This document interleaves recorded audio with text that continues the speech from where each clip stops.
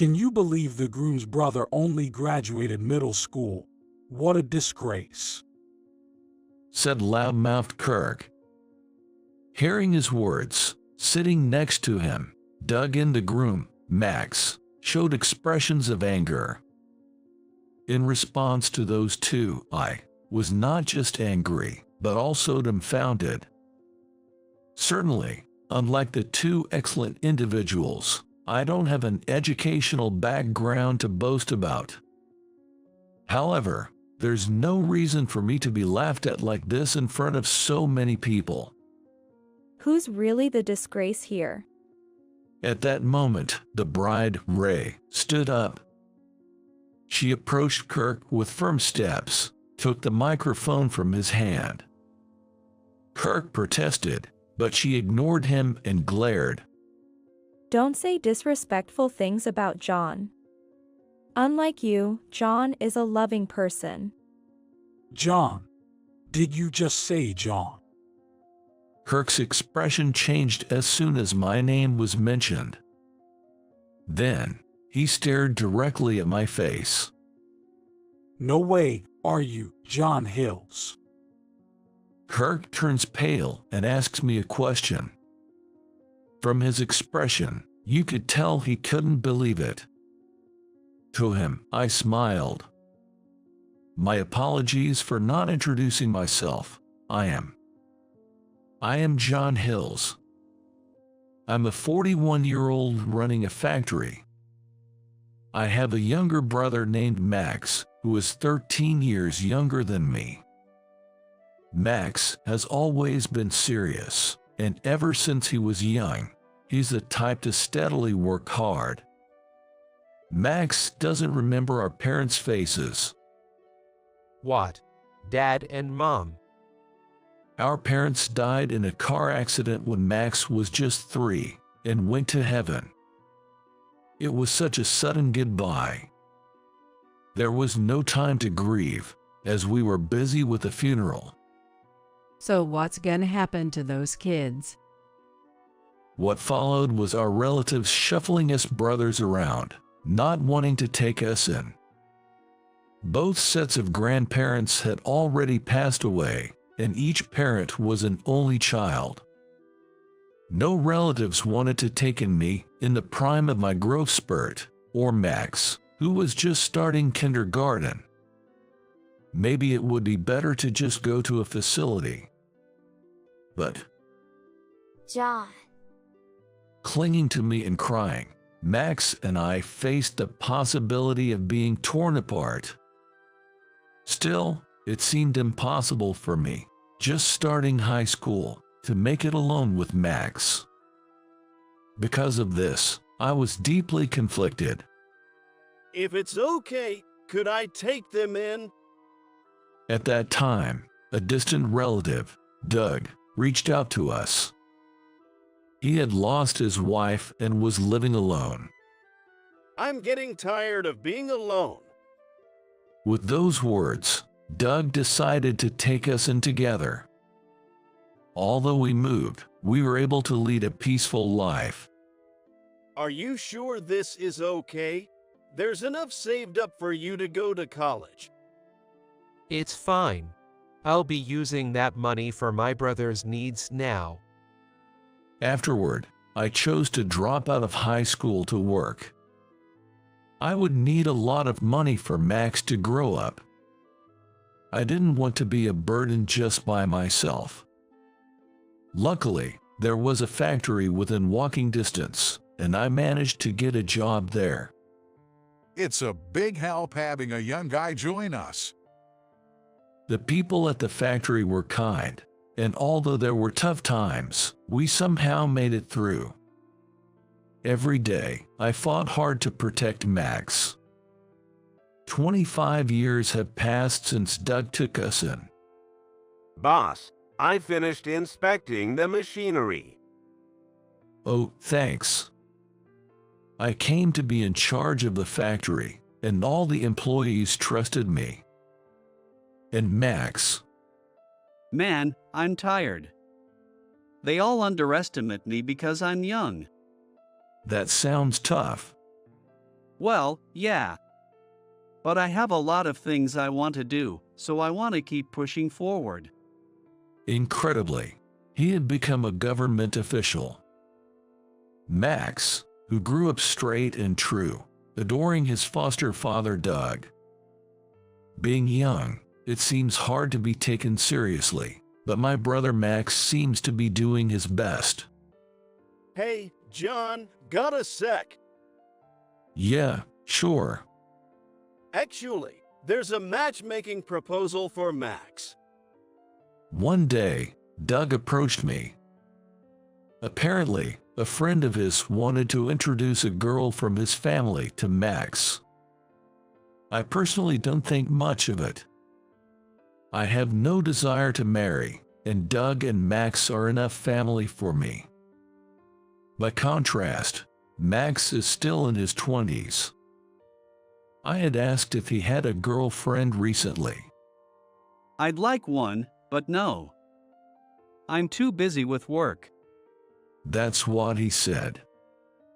So, if matchmaking could make Max happy, I think it's a good idea. However, the fact that Doug is bringing this up to me must mean something. Is there something about the girl's family? Actually, I've heard not so great things about them. Her father is known for aggressively securing contracts as a director in a major company. Her mother is supposedly a doctor, but she's always at work and rarely home, or so the rumors go. And the girl herself, she's quite spoiled, and it's said she just manipulates her boyfriends just to dump them eventually. Hearing such rumors, I can somewhat understand what Doug means. Even I would hesitate to bring Max to meet her. Including those rumors, when I mentioned the matchmaking to Max, he said, since it's a good opportunity, I'll meet her. I plan to be there, but what about you? Upon hearing that, I checked my schedule. However, I couldn't rearrange things, so I decided to leave it to Doug. Later, Doug informed me that after the meeting, the two started dating. Hearing that, I decided to meet with Max. Max, can we meet up soon? Yeah, of course. I was actually hoping to see you too. It turns out Max was also trying to meet me, and we managed to arrange a meal together. When I asked about that matchmaking, Actually, I got engaged to her. what? You're already engaged? Well, yeah. When I asked in surprise, Max just gave a wry smile. You know about those rumors, right? Yeah, Doug told me. I decided knowing all that. Max said this as he looked me straight in the eye. And I could feel his resolve. But I couldn't help feeling anxious, wondering if he was being deceived, and I fell silent. It's okay. Huh? I want you to trust me. Hearing that, I nodded. Then, Max's expression softened. Actually, I want you to meet her. Do you still have time after this? I had been hoping to meet her before the wedding as well. So, I agreed right away. Nice to meet you. My name is Ray. She arrived a few minutes later. Contrary to the rumors, she was quiet. There was no hint of pretense about her, and when Max spoke to her, she would smile gently, giving off the impression of a demure woman. Actually, I have something I want to discuss with you, John. At that point, I was told a certain story. Surprised by the content, I agreed to help. Thank you very much. Saying that, she looked at me earnestly, indeed the opposite of what the rumors had suggested. Please take good care of my brother. Max can be a bit oblivious at times. If anything comes up, please consult with me. I'll give him a good talking to. What's that supposed to mean? Max laughed at my words. Triggered by that, Ray smiled modestly, and Max looked at her with a tender gaze. Soon after, we planned a meetup between both families. I had originally planned to attend. Boss, the machine is. There was a machine malfunction at the factory. Dealing with that and making amends meant I had to run around a lot. Because of this, I couldn't attend the meetup. As a result, I haven't been able to meet the other family until the wedding. Isn't that Kirk Hart? I had only heard the name from Max and the others, but it rang a bell for me too.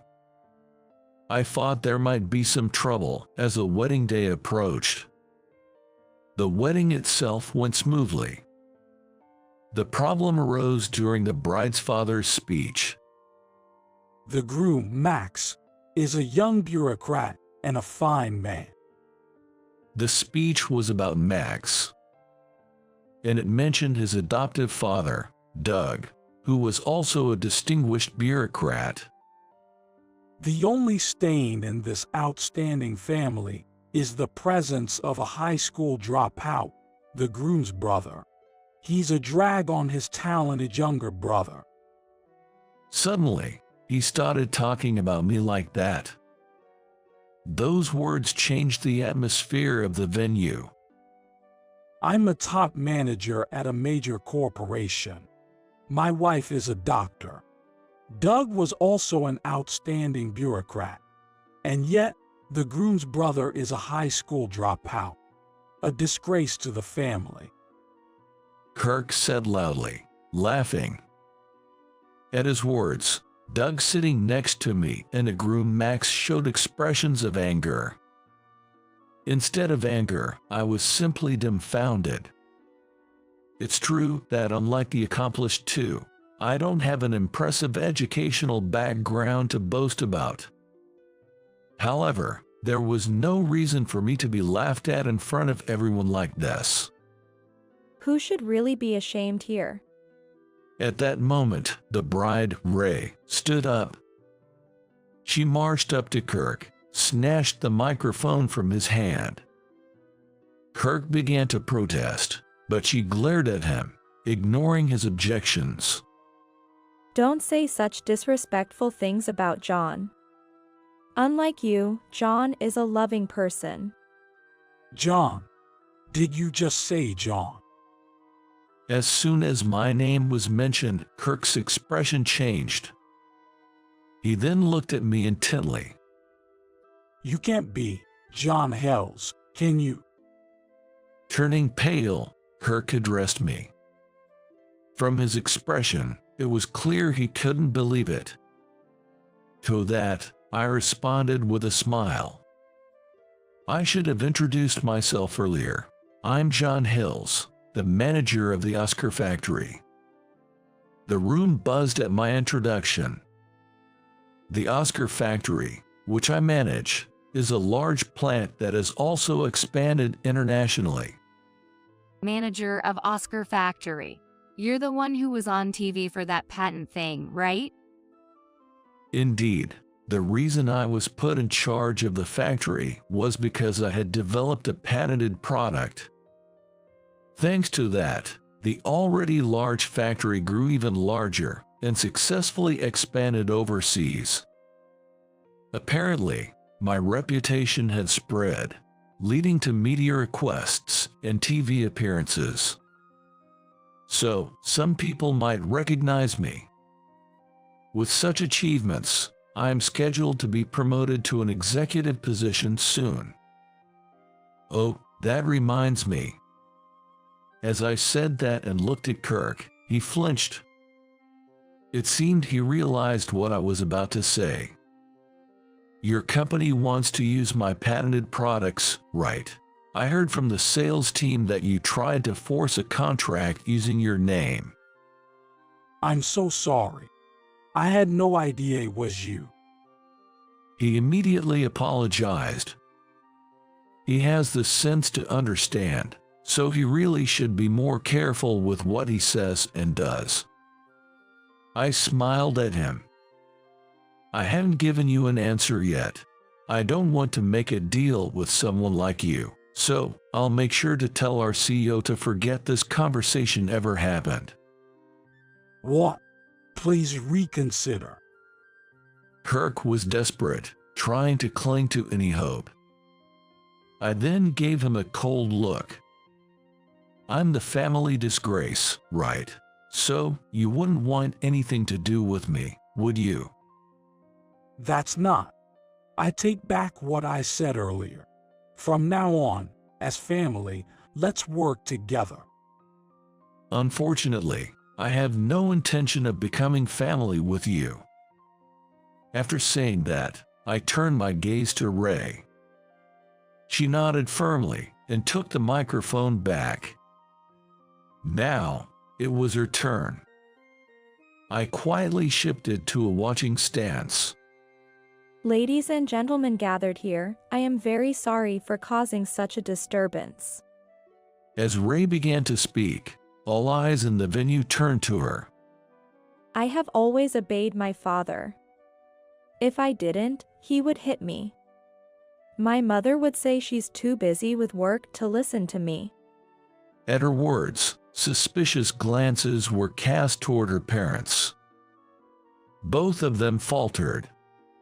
My father has introduced me to men saying, "This is your boyfriend starting today," several times. But all these men were just sons of influential people, and they were terrible. The men Kirk introduced her to were all cheaters or leeches, or the type to lay a hand on a woman. Through some strategy, she managed to break away from them, but she was then labeled as a spoiled girl by those around her. I am cutting ties with my parents today, who see me only as a tool. Therefore, John, you will not become part of their family either. Ray declared this boldly. What I had heard about her parents when I met with Max recently was true to their nature. A father who would quickly raise his hand if displeased. A mother who used her work as an excuse to ignore this behavior and only paid attention to her when it was time to treat injuries. To embarrass such parents in front of many people, that's why we held this wedding today. Ray confessed this in front of the crowd. Next to her, Max stood by her side. Max heard her plan during their arranged meeting and quickly agreed to an engagement to support her. As a human being, I cannot forgive the two of you. That's why I helped this time. Saying this, Max put his arm around Ray's shoulder. From his expression, I could tell what Max was feeling. With Max's cold gaze and the disapproving looks from the others, the two felt clearly uncomfortable and averted their eyes. Watching this, Doug quietly stood up. I now understand what kind of people you are. Trying to use my son Max and insulting John. I will never forgive you. At these words, Kirk collapsed to his knees. The mother turned pale as well, and Ray's plan for revenge was fulfilled. It's over. Seeing this, she burst into tears. Max comforted Ray, while Doug instructed the staff to escort the two out. After they left, Max stood in front of Ray. I truly love you. That's why I want to marry you. At Max's words, she was visibly shocked and froze. Indeed, Max had already loved her deeply. From the way Max looked and moved around Ray, I had sensed it somehow. Am I really good enough for you? You are the one I want. At his words, she cried again. Both Max and Ray, who had not received love from their parents, seemed to have been drawn to each other because of their similar circumstances. I don't remember receiving love from my parents. But I received a lot of love from my brother and Doug. Now, I want to give that love to you. I haven't received love either. So, honestly, both being loved and loving are scary to me. But I feel it will be all right with you, Max.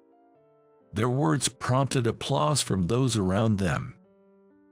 Amidst the applause, Max and Ray, a bit embarrassed, looked genuinely happy. John and Doug, thank you so much for raising me. At that moment, Max expressed his gratitude to us. Surprised by his words, I was momentarily speechless. Thanks to the two of you, I am who I am today. You are my family to be proud of. Max's words made me and Doug both almost cry. Max smiled at us like a child who had succeeded in a prank. Then, after the wedding, the two of them left for their honeymoon. I'll have everything settled by the time you return, I said as I saw them off and headed to the factory. Please, make a contract with us. There was Kirk, kneeling in front of the factory. The employees looked at him with suspicion. If I can secure a contract with you, He was likely facing termination if things continued as they were. Seeing his desperate expression, I called the police about a suspicious person. A few minutes later, Listen to me. Kirk was shouting as he was taken away by the police, always causing a ruckus to the end. With this, he wouldn't be able to show his face around us ever again. If he lost the contract and was involved in a police incident, his company would surely fire him. Doug has already used his connections to spread the word about what happened, making it hopeless for Kirk to find employment in this area. Anyone who harms my family will not be forgiven. Muttering this, I headed towards the factory. Hey, boss. There was a strange guy here just now. As I showed up, employees began to approach me one after another. Some of them even saved footage of Kirk. I'm sorry for the concern. I'll make arrangements so he won't appear here again. Typical of you, boss. Quick to handle things. My words brought relieved smiles to their faces. I then received records that could be used for a case of business interference. With this, I could sue if necessary. To protect the peace of mind of my trusting employees, I decided to take immediate action. And as I expected, Kirk was fired. I also spread the word that he was the person who had caused trouble for my sister-in-law. Moreover, I mentioned that I wouldn't want to contract with anyone who would employ such a person. There are many companies that want to contract with our factory. It's unlikely that any of these companies would hire him, and those that had agreements with him might reconsider employing him due to the potential risks. Our patented products are that superior. Apparently, his mother was also kicked out of the hospital. A doctor, scrutinized by both a former and a current bureaucrat. The hospital probably didn't want to deal with such a doctor. Both parents lost their jobs and after a big fight, ended up divorcing. And the two of them. According to the private investigator I hired, it seems they went back to their parents' homes. However, when their actions came to light, they were quickly turned away. Doug explained that the story of the two had spread across their respective industries. As a result, they couldn't find employment anywhere and were barely making ends meet with odd jobs. Now it's their turn to suffer. Thank you for your help. I thank Doug for spreading the word all over the place. He smiled warmly. I'm really glad I took you guys in. He began to speak. It was the first time I heard him express these feelings. When my wife passed away from illness, I even considered following her. But then I heard about you guys and decided to take you in. Doug. Ever since you guys came to our home, I've been busy enough to finally put my memories of my wife to rest as happy memories. Thank you for becoming my sons. That should be my line. Thinking that, I looked straight at Doug. I should be the one thanking you for making us your children. Thanks, Dad. At my words, he smiled. By the time Max and Ray returned, we no longer heard anything about Kirk and his associates. It seems that both Max and Ray are living peacefully. Perhaps thanks to the environment we've created. What? Pregnant? Yeah. I'm going to be a dad. Ray has got pregnant. John and Doug pushed those people out thoroughly, which is why we could have this baby. I can't thank you two enough. Ray said with a genuinely happy smile. Seeing her smile, we all felt relieved. We'll support you as much as we can. I've asked for advice from many people for this. Ray doesn't have a place to go for a hometown maternity stay. So, we decided to support her. When I consulted with the employees, Nurturing Women offered various pieces of advice.